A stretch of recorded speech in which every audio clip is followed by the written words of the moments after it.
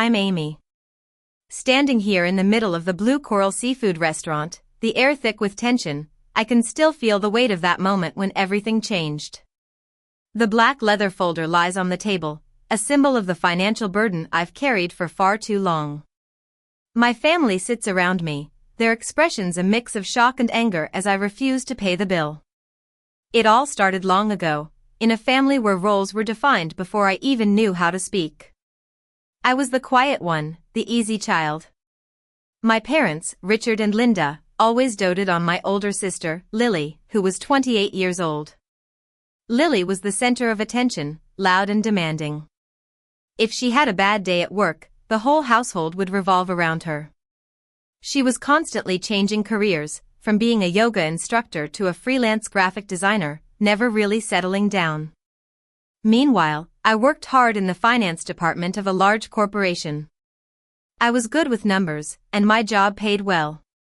I was smart with my money, saving and investing, and by the time I was 26, I was in a comfortable financial position. The first time I gave my family money was when my mom called me in a panic. The mortgage payment was due, and Dad's bonus hadn't come through yet. Could I lend them $500? I agreed without hesitation. I felt proud that I could help. They thanked me profusely, and that praise was like a drug. But then it became a regular thing. The amounts got bigger, and the requests more frequent. Lily needed money for a new laptop for her graphic design work, and then for a deposit on a new apartment. I paid it all, always hoping for their love and appreciation. Over the years, family dinners became a nightmare. It would always start with a text from my mom, "Family dinner this Saturday. We need to catch up. 7:30 p.m. The location was always an expensive restaurant, like the Blue Coral Seafood restaurant, with white tablecloths and high prices. They never asked if I was free or if I could afford it. They just assumed I would be there and pay the bill. I would arrive at the restaurant, usually right on time, only to find them already seated and ordering expensive drinks and appetizers. My dad would order the most expensive steak on the menu, and my mom would order a seafood platter. Lily would order a fancy cocktail and then complain about how broke she was. I would sit there, drinking water and ordering the cheapest item on the menu, watching the bill add up in my head. The conversation was never about me. They would talk about Lily's latest projects, my dad's golf game, and my mom's gardening. If I tried to speak, they would nod politely for a few seconds and then interrupt me. At the end of the night, the dreaded black leather folder would arrive. My dad would pat his pockets and say he left his wallet at home, or my mom would look at me with big innocent eyes and say, "Amy, can you take care of this? We'll get the next one." But there was never a next one. I remember one particular dinner, my 27th birthday. I paid over $800 for the meal, and as we walked out, my dad put his arm around Lily and said, "Great dinner, sweetie. Thanks for coming." He didn't even look at me or thank me for paying. That was the first time I started to realize that no matter how much I gave, I would never get their respect. Then came their 25th wedding anniversary. I had spent weeks preparing a special gift, a handmade photo album of their life together. I was excited to give it to them and thought maybe this time it would be different. But when I arrived at the restaurant, I was greeted with a table full of empty plates and glasses. They had already eaten dinner, dessert, and coffee. There was no place setting for me, just the black leather folder with the check. My mom looked up at me and said, "You don't mind covering the bill, right, Amy?" Her voice was so casual, as if it was the most normal thing in the world. Lily smirked and said, "Relax, Amy. You're always good at this." I felt a knot in my stomach and a sense of humiliation. I looked at the gift in my hand, the hours of work and love I had put into it, and then at the check. I knew in that moment that something had to change. I took a deep breath and said, "No, I'm not paying. I'll pay for my own meal, but I'm not covering the rest." My family's expressions changed from shock to anger. My dad shouted, "What do you mean? You can't do this." My mom pleaded, "Amy, please. Just this once. But I stood my ground. I reached into my pocket and pulled out $30 in cash, enough to cover my water and a small salad. I placed it on the table and said, "This is for what I ate. I'm done being your ATM." The manager was called, and a tense stand-off ensued. My dad's credit card was declined, and they were forced to use their emergency card. As they left the restaurant, angry and embarrassed, I felt a strange sense of relief. I had finally said no. When I got home, I was bombarded with calls and texts from my family.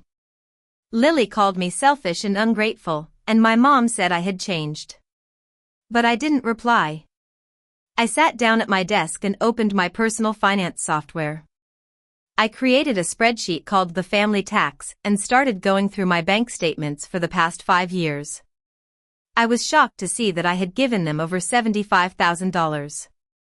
That was a down payment on a house, a dream vacation, or a year of savings.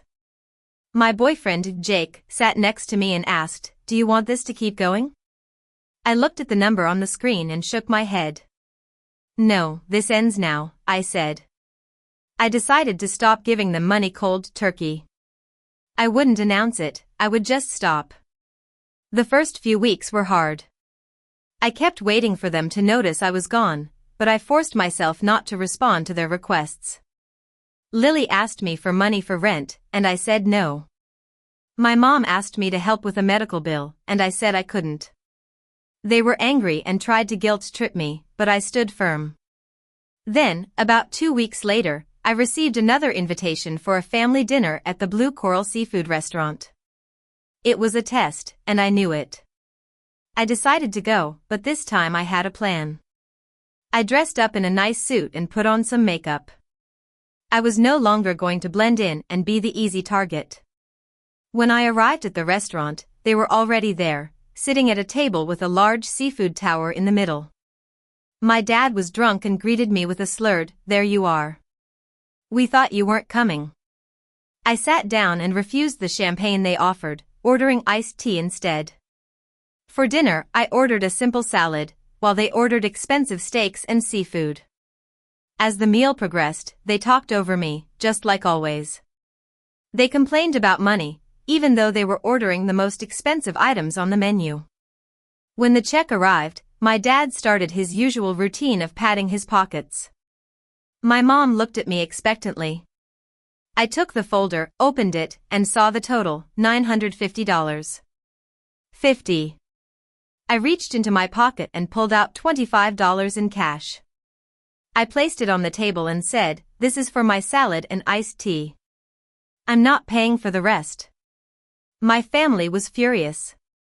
My dad shouted, "You're ruining this family." Lily called me a monster. But I didn't back down. I told the waiter that I had paid for my portion and that I was not responsible for the rest. The manager was called again, and after some tense moments, my dad was forced to use his emergency card to pay the bill. As they left the restaurant, I felt a sense of strength. I had finally broken the cycle. In the following weeks, I saw the changes in my family. Lily started looking for a more stable job, and my parents started being more careful with their spending. They stopped hosting expensive parties and started cooking at home. Meanwhile, my life started to improve.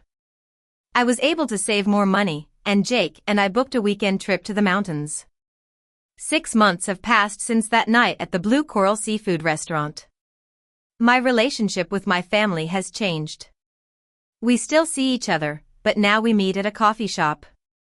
I buy my own coffee, and they buy theirs. We talk about normal things, like the weather and TV shows, and we don't talk about money. I've learned that it's okay to say no to my family. I'm no longer the victim or the ATM. I'm Amy, and I'm finally free.